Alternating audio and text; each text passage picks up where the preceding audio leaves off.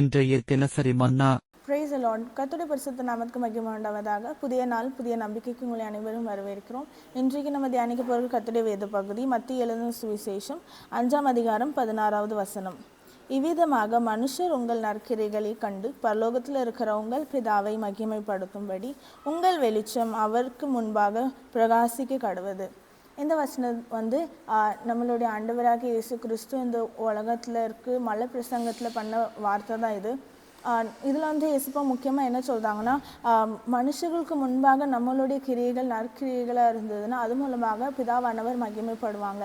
இன்றைக்கு நம்ம கர்த்தருடைய வேதத்தை படிக்கிறோம், அந்த வேதத்தை தியானம் பண்ணுறோம், ஆனால் அதன்படி நம்ம வாழ்க்கை வாழ்ந்தோமா இல்லைன்னா அதன்படி நம்ம கிரியைகள் அமைதான் தான் கேள்வி. அவர் அதன்படி கிரியைகள் அமைகலைன்னா நம்மளுடைய கிரியைகள் பிதாவை மகிமைப்படுத்தாது.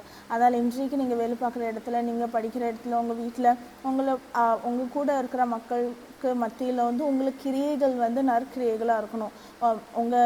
நீங்கள் பண்ணுற ஒவ்வொரு காரியமும் கர்த்தருக்கு வேதத்துக்கு அடிப்படையில் இருந்ததுன்னா நீங்கள் எல்லா ஆட்களுக்கும் நல்லது பண்ணுவீங்க. நீங்கள் கர்த்தருக்கு கீழ்ப்படிஞ்சு எல்லா காரியங்களும் பண்ணிங்கன்னா உங்களுக்கு மூலமாக உங்கள் சுற்றி இருக்கிற மக்களுக்கு நன்மை உண்டாகும். அது மூலமாக என்ன நடக்கும்னா கர்த்தருடைய நாமம் மகிமைப்படும், பிதாவானவர் மகிமைப்படுவார்.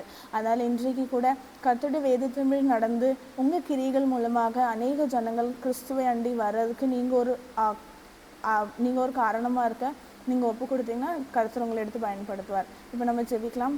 அன்பின் பரலோக பிதாவே, இந்த நல்ல நாள் நேரத்தை தந்ததுக்காக நன்றி அப்பா. இந்த வசனத்தின்படி எங்கள் வாழ்க்கை மூலமாக எஸ்ப்பா பிரதிபலிக்க எஸ்ப்பா நீங்கள் கிருபை பாராட்டுங்க. நாங்கள் வசனத்தை கேட்கிறோம், மட்டுமில்லை அதன்படி நடந்து எங்கள் கிரியைகள் மூலமாக அநேகர் உண்மை அறிந்து கொள்ள கிருபை பாராட்டுங்க. இயேசுவின் நாமத்தில் ஜெபிக்கிறோம் பிதாவே, ஆமென்.